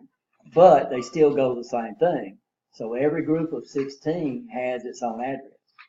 So what we can do is we can specify a whole word inside that block number, or we can specify a bit. This right here, we're not doing it. So you're right. This would be a module number in a rack, but a fixed PLC does not have a rack. So if I was to have a rack, what is it? The CPU takes up, I think it's 0, right? Or 0 and 1? 0. And then this first module right here, no matter what it would be, this would be module 1. And then it would have up to 32, it could have up to 32 bits, but not only is it going to be module 1, it's going to also be module 2, even though it's in one rack. So saying it is a true module number only deals if it's not greater than 1, a 16-bit module. So there you have 0:1 slash whatever. Then slash if he was going to address a single bit. So when I come up here and press a push button, so if this is one of our input addresses, and I was to press a button over here on that screw, we've got a terminal that's labeled 1/0. Well, that would be input address 0, and that would be bit 0. So when I press that button right there, this right here would go to a 1. And if I release that button, that right there would go to a 0. Well, then the next screw would probably have the next address, right? The next screw would have the next address. The next screw would have the next address. And we can look at this. You can monitor these memory locations, and you can be pressing these buttons, and you'll see the 1s pop up, and you'll see the 0s, and you can monitor those.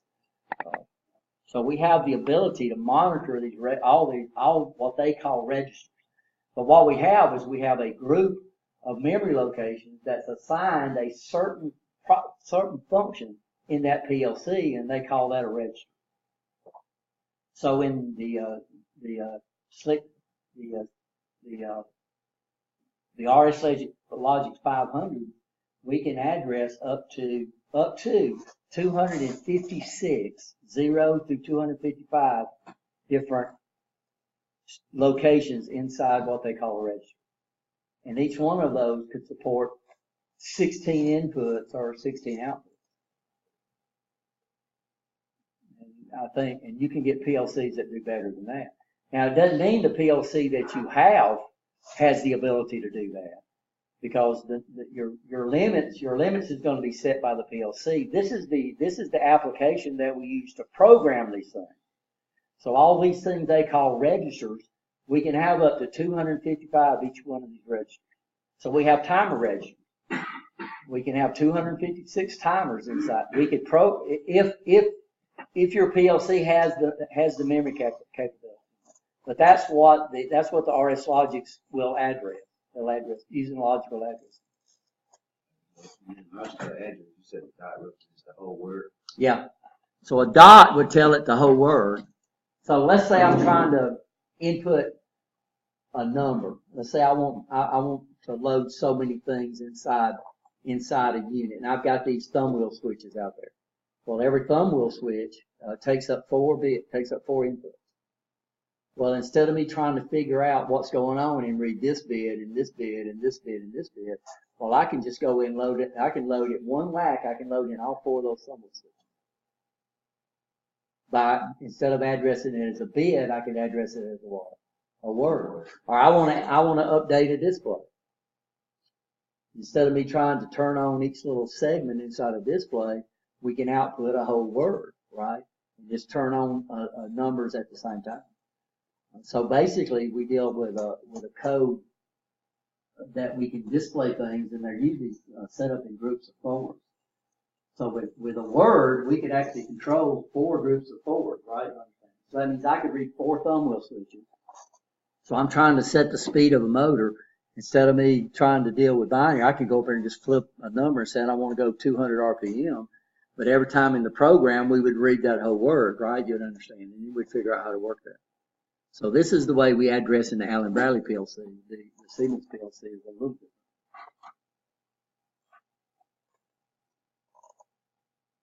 So using the term modular PLC and fixed PLC is kind of a gray area right now. So your predominant PLCs now are hybrid PLCs, which means they're going to come with so many inputs, they're going to come with so many outputs.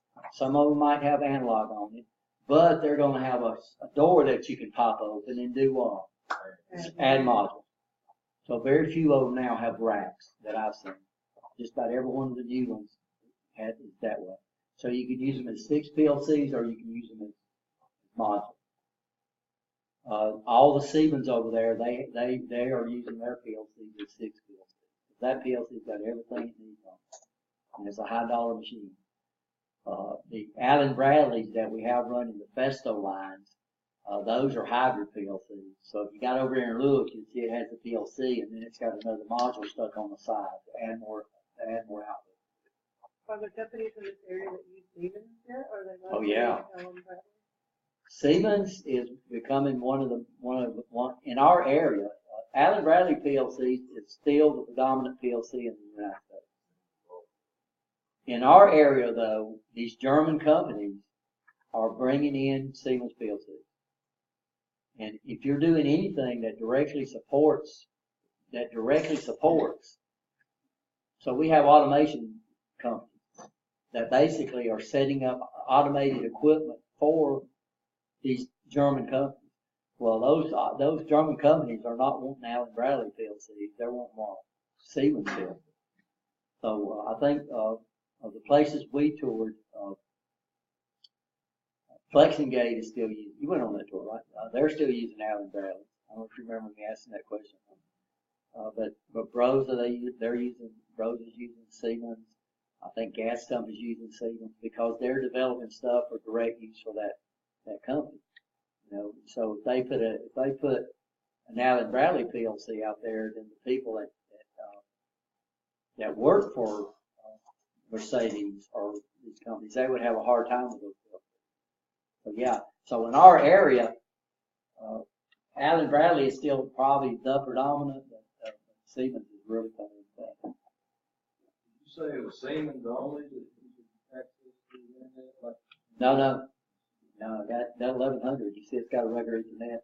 We have several buses, and we'll get into, if you take the, unfortunately, we'll talk about more of those, and if you take the advanced, the PLC3, we have different ways we can connect them together. We have what we call device net, we have data highway. The predominant, what a lot of people do go into now is just regular Ethernet. And why? Well, it's not cheaper. Bus is probably cheaper, but it's just got so much support out there. Everybody understands the technology. Now, you can get an industry grade switch that you would put in industry, but you could just use a regular Ethernet switch and hook these computers together, if you wanted to. So I was at home playing around with the Siemens PLC, and I just hooked it up to my net. Because it's just what through Ethernet. Normally, they support multiple busing technologies connecting them together. They'll have a industry standard. So Allen Bradley has been using what they call the data highway for years. So if they come out with a new PLC, they're not going to do away with the data highway because now that means if I'm running a PLC, I'd have to change all my PLCs out for them to communicate with each other. So you're going to see that these PLCs are going to support what they used to support, but a lot of them's moving to Ethernet. A lot of them. So the big networking for Siemens has been Profibus, which has been an international standard for interfacing for a long time. But they're also moving into Ethernet.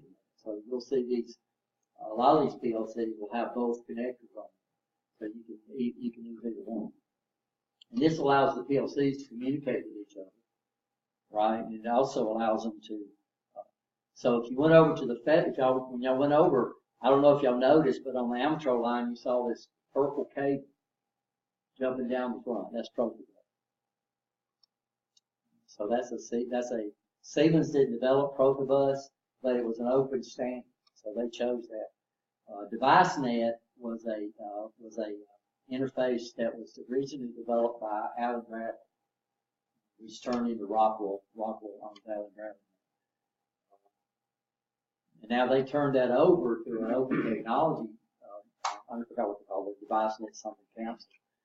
But so that's why you still see predominantly Alan Bradley using DeviceNet, and then Siemens still predominantly Profibus. I know Profibus is probably an acronym. I have no idea what it stands for. So when we start dealing with PLCs, one thing we got to understand is we got to have a basic understanding of numbering systems. Now the problem is that we understand decimal. We have, some of us do have problems, but we don't have much problem with decimal. Right? You understand that? And the PLC has tried to make it easy for you in that it's a computer, and what you see on the screen is not necessarily what's going on in real life, because everything you see on the screen is nothing but dots. They either turn a little dot on or they turn it off, or they turn different colors. I look for my magnifying glass, my microscope, so y'all could actually look at the screen of a computer. But it basically consists of 3 colors: red, green, and blue. And what they do is they turn either red on, green on, blue, or combinations. And by the time it gets to you, it's what? Your eyes blended and see the color. I don't know, some of these billboards, when you get them close enough, you can see the red, green, blue dots on these big, that's all they are, just thousands of light emitting diodes, red, green, blue diodes on a black background. So if I've got black, red, green, and blue, I can do just about every color out there. So normally what we do is we use red, green, and blue, and then we put it on what type of background? Black background. And if you turn them off, you see black. And then we start turning them on, you start seeing your eyes blended in with the black in there. Everybody ever dealt with a laser printer? What colors do you have in there? Basically red, green, and blue. It's magenta, cyan, because magenta is a red, cyan is a blue, right? And then we have a black. We have a black cartridge, because you can't make black out of red, green, and blue. But you can make all the other colors. So that's why you still have to have a black cartridge. You still got to have that. So what we need to do is most of the stuff. So when I go into a timer, and when I say I want this thing to time for 15 seconds, you're not going to have to enter that 15 seconds in binary. What are you going to put in there? 15 seconds. Now, what happens is the compiler, when it compiles over, it sees that dot pattern for 15, and it actually converts it over to the binary representation of that. So that means in this class, we're predominantly going to be dealing with the decimal numbering system. You could enter it in binary if you want to. All you have to do is put a bunch of ones and zeros and put a little B out there on the right-hand side, and the Alan Bradley would interpret that as what? Binary. Or you could enter in hexadecimal. You could enter A, B, C, D, and put an H out there, and the Alan Bradley would interpret that as what? A number system we call hexadecimal. If you don't put anything out there, then what's the software going to interpret it? Decimal. Right? You'll understand that. So everything we're going to do in this class is going to be in decimal. But when you get into the high-level commands, when you're comparing, when you're anding, when you're masking, when you're doing stuff, it's like in networking. You might have an IP address of 172.25.80.5. Well, you're able to enter these IP addresses in decimal, but they're actually binary numbers. But your computer does what? Translates it for you. But then we got this thing called a subnet mask. Anybody ever seen that? A subnet mask. Well, what an IP consists of? It consists of 2 parts. It consists of what we call a network ID, and then it consists of a node ID. The network ID is up here. So this identifies what network this computer's on. And then the node ID identifies what computer is on that network.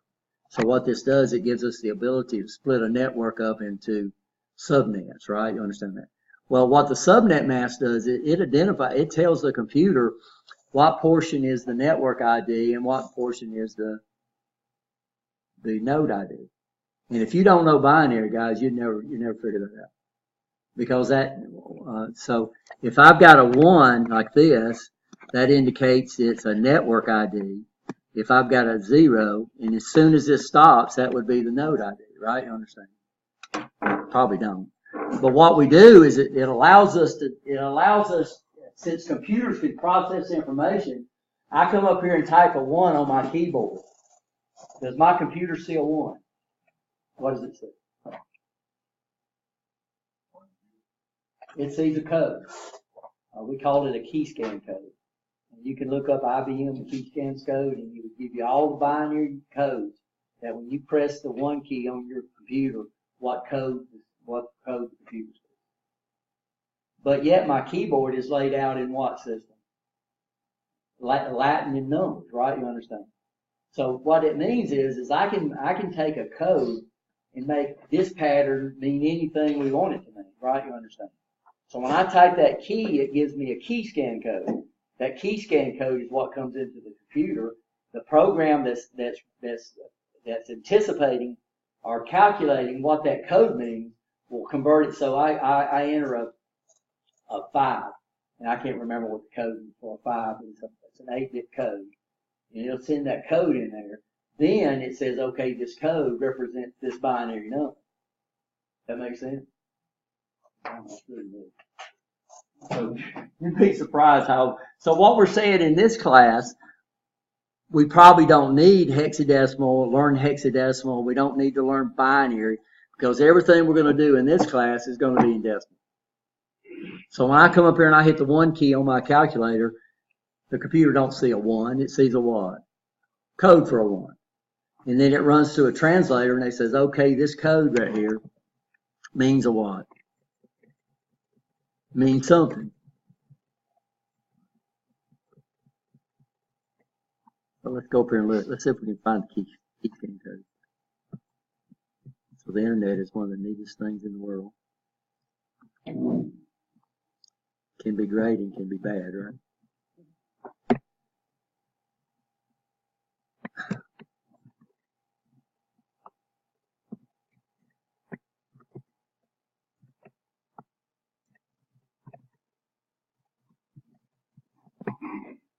Coder, not coder rich.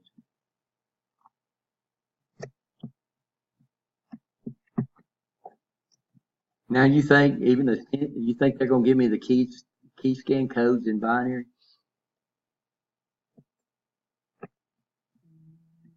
No. Well, these are key scan codes.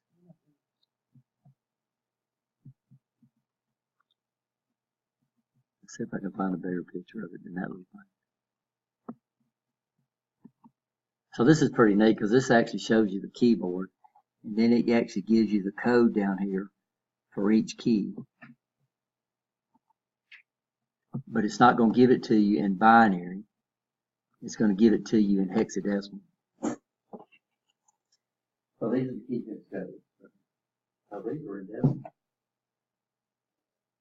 This don't even show the binary.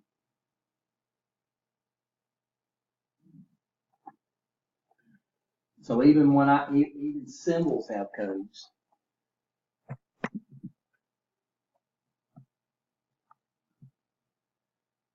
So I'm gonna come over here. So even when you're typing symbols, when you select symbols, there's a code that represents that symbol.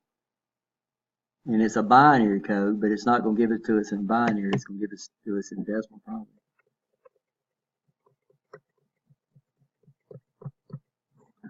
I'm going to get out of this. I can't do that on this keyboard. God dang it. You got to have a keyboard that's got the numeric keyboard on the side. But go home and like bring up Microsoft Office or anything you type in and hit Alt and enter 234 and see what pops up on the screen. but I don't have to know that that's the code for a character, right? All I got to do is select it from a chart. In fact, you can see the codes.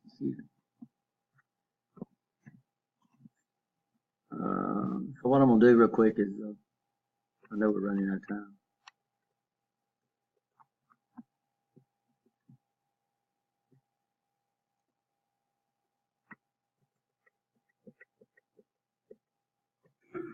So what I'm going to do is I'm going to bring up a new slide. Y'all probably never noticed it before. And I'm going to come up here and tell it to insert a symbol.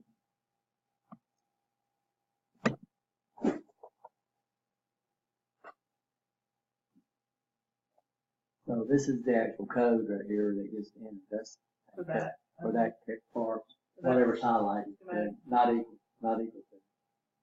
So notice when I go through the chart up here, the whole number over. Yeah, and let me tell you the actual code. So That's not a binary. yes, it is binary, but the computer understands that we don't understand binary. So the code is a binary code. But notice what it says. Let me find one that actually don't use decimal numbers. So it says 2, 5, 1, 2. That's hexadecimal. So what we do is we have a base that we call hexadecimal.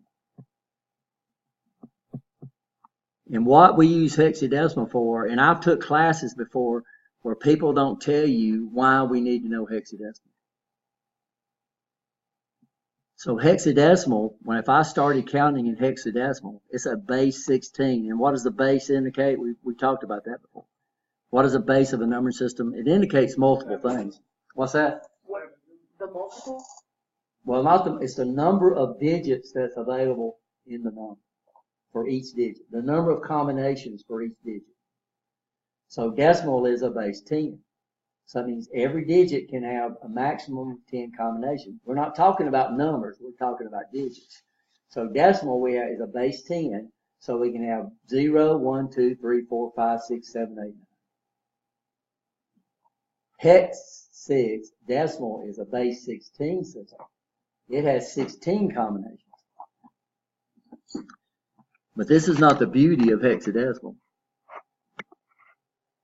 And we can do math with it, so I can come up here and I can say, I would go 0, 1, 2, 3, 4, 5, 6, 7, 8, 9.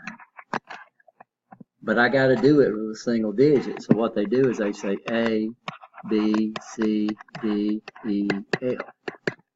So if I was counting in hexadecimal, I'd go 0, 1, 2, 3, 4, 5, 6, 7, 8, 9, A, B, C, D, E, F, 1, 0, 1, 1, 1, 2, 1, 3, 1, 4, 1, 5, 1, 6, 1, 7, 1, 8, 1, 9, 1, A, 1, B, 1, C, 1, D, 1, E, 1, F, 2, 0.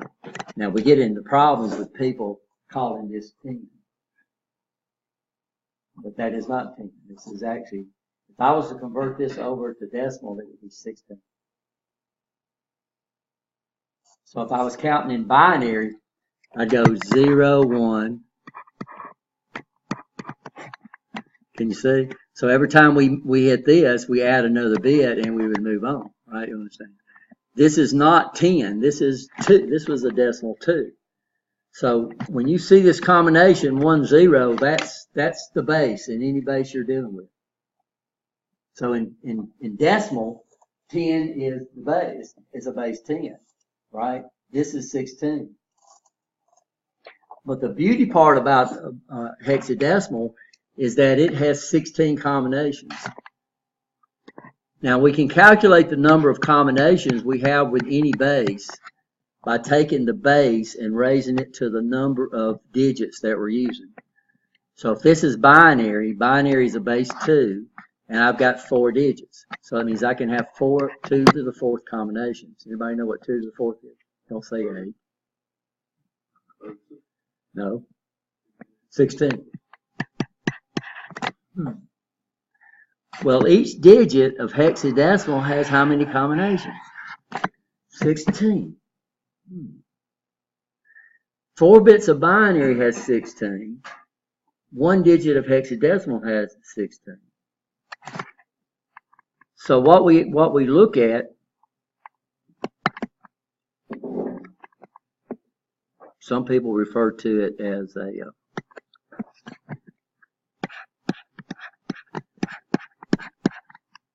see, you didn't tell me you was leaving. Now that's on the syllabus, right? I know that's on the syllabus. Y'all supposed to tell me before y'all leave, right? What we do is, and another reason it's called base 2 is each one of these digits holds the weight of the base raised to the power.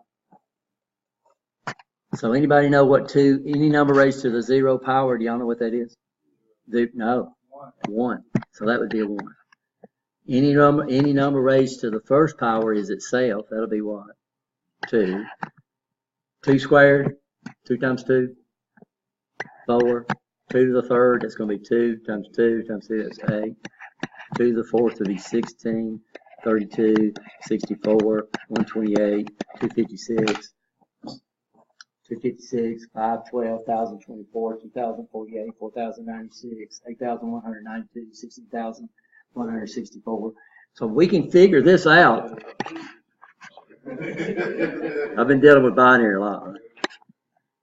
On the Star Trek, one of the Star Trek, the old Star Trek, they had some aliens, they call them binoids, and they talked in binary. So they clicked. I don't know if y'all remember that. It was Star Trek, the original Star Trek. Oh. And it's on Netflix, by the way, so y'all can go back and watch all the Captain Kirk stuff. So, X-Files is too. You know they're bringing X-Files back out. It was really good. This last one was really good. I never watched that the first time. So look at this. So I'm gonna take a number, just make up a hexadecimal number. Let's say 3B9A. Now, how many people can write that down without making a mistake? You mean what the 3, even if I said it, let's say I didn't write it, I said 3B9A. How many of y'all could write that down? No problems, right? Well, this is the binary number that represents.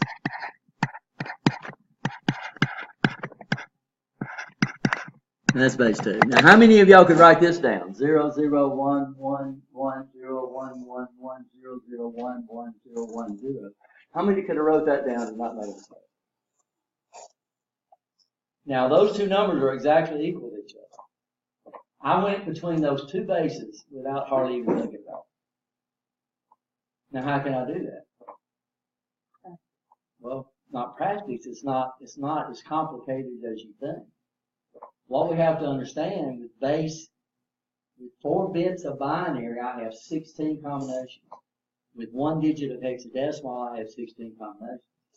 So if I was just to look at these as 4-bit numbers, and I come over here, so how does it go? 0, 1, 2, 3, 4, 5, 6, 7, 8, 9, A, B, C, D, and I'm running out of room. I need to E and F, right?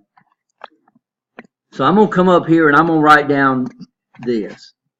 So this pattern right here, if I'm looking at it by itself, this would have a decimal weight of 1. This would have a decimal weight of 2. This would have a decimal weight of 3. This would have a 4. This would have a decimal weight of 8. So I'm going to come down here and I'm going to convert this to decimal. I'm going to just add D that's got a 1. So what would this be? 1. So all we're dealing with is 1, 2, 4, 8. I come down and write this number. I add these, and this is a 0. No, I'm sorry, I made a mistake. This would be a what? Yeah, so that would be an equal to a 2. I come down and write this down. What's this going to be? 3. I come and write this down. What's that going to be? 4. I come down and write this down. What's that going to be? 5. I come down and write this down. That's going to be a what? Oops, left off a 0. 6. Come and write this down. 7. 8.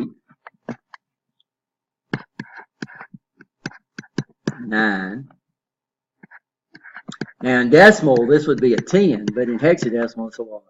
It's an A. B, C. No, this is 8. I'm sorry. Thanks for, I did that, so making sure y'all was paying attention. D, E, and F. Now, if you look, when I converted this from binary, I'm going to into hexadecimal, huh?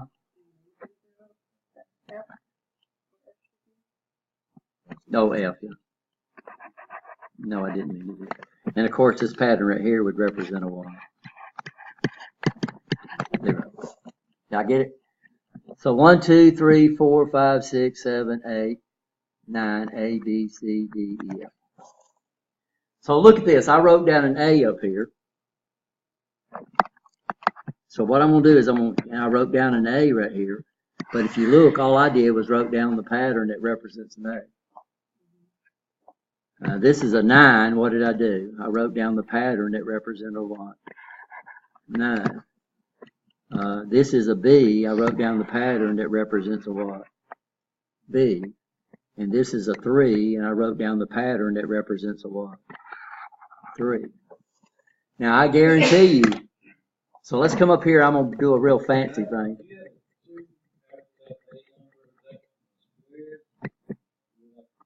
Yeah, let me straighten these up for you. But 2, should that not be a B? Wait, hold on. Maybe.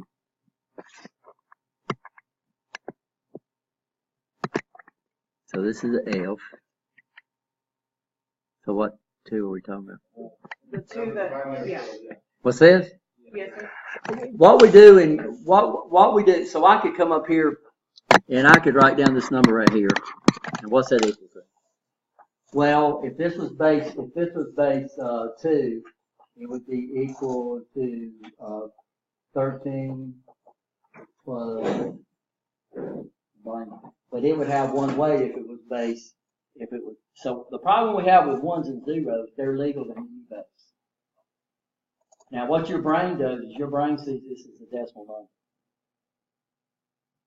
Now, that's just natural. But this would be a legal number in base 8. This would be a legal number in binary. This would be a legal number in hexadecimal. So what I do is I identify the base.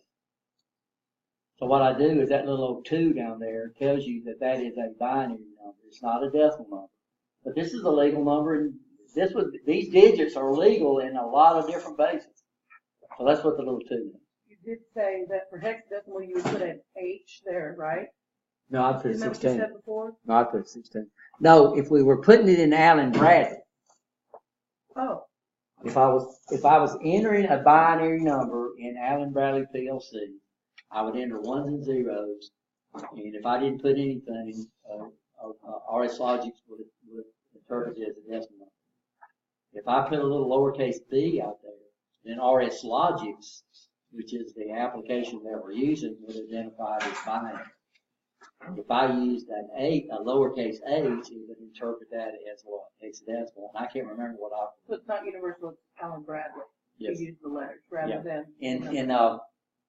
In Siemens, I'm not really sure, guys. I'm learning Siemens, but I think in Siemens you use if you don't tell it, it's a binary. And then if you put a B as a byte and a W as a word, I'm not really sure, but it's in there. But when we deal with multiple bases, normally what I do is I come in and I'll put a subscript out there telling you what base that number's in. That makes sense now? Yeah. Diagram or just different numbers and letters you use for different languages. I don't know what that is. Is there a code? Like you said that too. Yeah, so normally the translator is running inside the computer. On most computers, if you enter a number and you don't tell it any different, they interpret it to be decimal.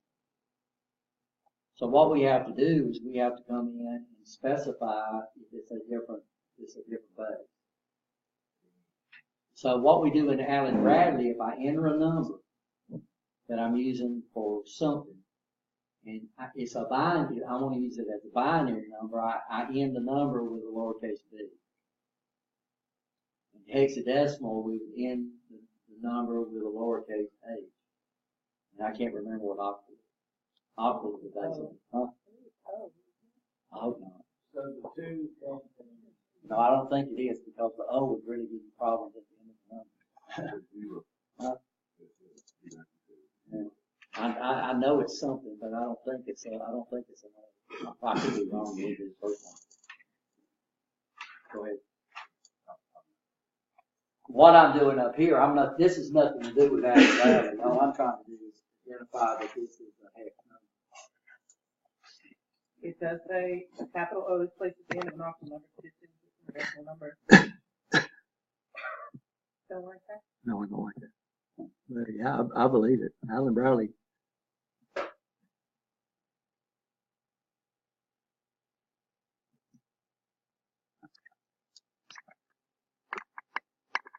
So let's say I was going to take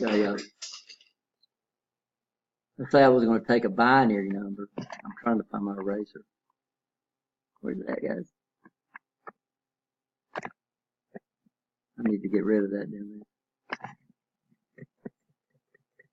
What I was going to do, if I was going to take a binary number and convert it over into hex,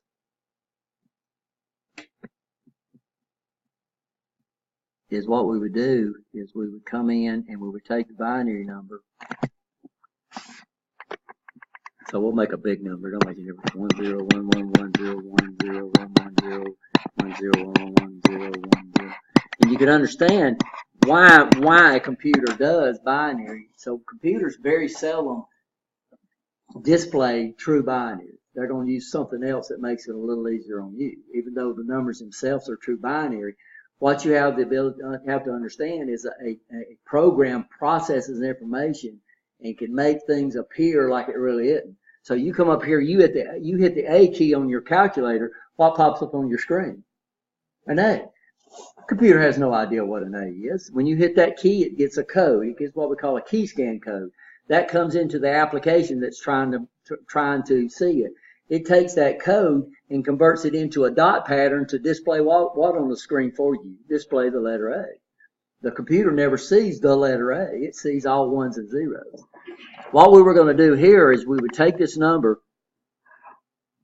and I would literally, starting at the least significant bit, I would just divide it into groups of 4s. 1, 2, 3, 4. And then I would pretend I would add leading zeros to get it in a group of 4. So you got to start from the least significant bit and work forward. And then what I would do is I would come down and write down the binary pattern that so this would be a 7, this would be a 5, this would be a D, this would be a 5, this would be a B, this would be an E, this would be a 2. And then I would put a 16 down there. Now, if you see D's and stuff like that in a number, you know it's what? It's hexadecimal. But if I was to call this number out, guys, I said, okay, everybody write this down. And I didn't put it up on the board. I said 1 0 1 1 0 1 0 1 1 0 1 0 1 1 1 0 1 0 1 0 1 0 1 1 1. How many in this class would get that right? Nobody. But the same speed, if I said 2E, B5, D5, 7, how many of y'all get that right? Probably just about everybody. So what happens is in computers, since computers can make things appear like they're not, so very seldom does a computer, if it's displaying binaries, it's going to give it to you in binary. It's going to display those big old numbers in what base? Base 16. Even though that's not exactly Base 16 because it's got 16 combinations. 16 combinations. 0 through F. 0 through F. 0, 1, 2, if you count it, every time I say a number, count. 0, 1, 2, 3, 4, 5, 6, 7, 8, 9, A, B, C, D, E, F. That's 16 combinations. when we talk about the base of a numbering system, that's how many combinations a digit can have. But what you do to go between binary and to go between binary and hexadecimal, you have to memorize 16 binary codes. 16. Y'all get in high school, back in elementary school, you had to memorize multiplication tables. How many tables did you have to memorize? Now, y'all know multiplication is nothing but repetitive addition. But instead of when you multiplied 3 times 5, instead of you adding 5 to itself 3 times, you learned that 3 times 5 was 15. You memorized that. So now you can multiply real easy because you memorized those multiplication tables. Well, going between binary and hexadecimal, all you've got to do is memorize 16 binary combinations. And you notice it's not hard. So you see how fast I go between those bases? So I can go between base and hex, and I'm not worried about the weight of a number. All I'm trying to do is I'm trying to give you a large binary number. So if I was going to display all the addresses inside this computer right here, every address inside this computer, is it going to give it to you in binary? No way.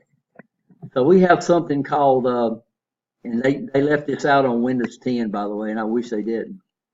It's in accessories, and it's called system information. You'll see it for me? Might be system tools. Some principles using mega and giga and shortening it. Huh? So you can have all those numbers. Like when you use mega and giga. And that's a lot of people don't understand that. So how much is a K? Huh? In binary, it's 2 to the 10. So a K in binary is 1024. And then a meg is 1024K. And a gig is 1024 meg. Right? So in computers, it runs at 1024. It's really good. I was looking for system information. Y'all see anything? There it is. About 3 down. Okay. And then I'm going to come up here and I'm going to look at hardware resources, and I'm going to look at I/O. These are I/O addresses, guys. So what it's doing is it's showing me all the I/O addresses for everything in this computer. And this is not binary. Can you imagine them trying to give you that number in binary? But that's the binary address that this motherboard resource is at. It's at A4. So it's going to be what? 1010, right? 0100. That would actually be the binary address with all these right here being zero. We can look at the memory resources. So these are the addresses for the memory right here. Of course, it's not going to show them. It's going to get blocks. What base is this in? So that Intel management engine is running from address F2535000 all the way up to F25350L. Now that is a binary address, but instead of this guy displaying that information in binary, it's doing what for me? It's doing hexadecimal. And this is true, guys. So instead of me having to know my display is at this range of addresses, I have an application program that knows where those addresses are at. And I just say I want to put this smiley face up on the screen, right? You understand? And there's a bit pattern somewhere that says these are the dots you need to turn on to do that little smiley face. And it sends it to the address for the memory for the video card. And that video card has memory in it, and whatever's in that memory is what's displayed on the screen. But I don't have to know that. Right? I don't have to know the address of the I/O port.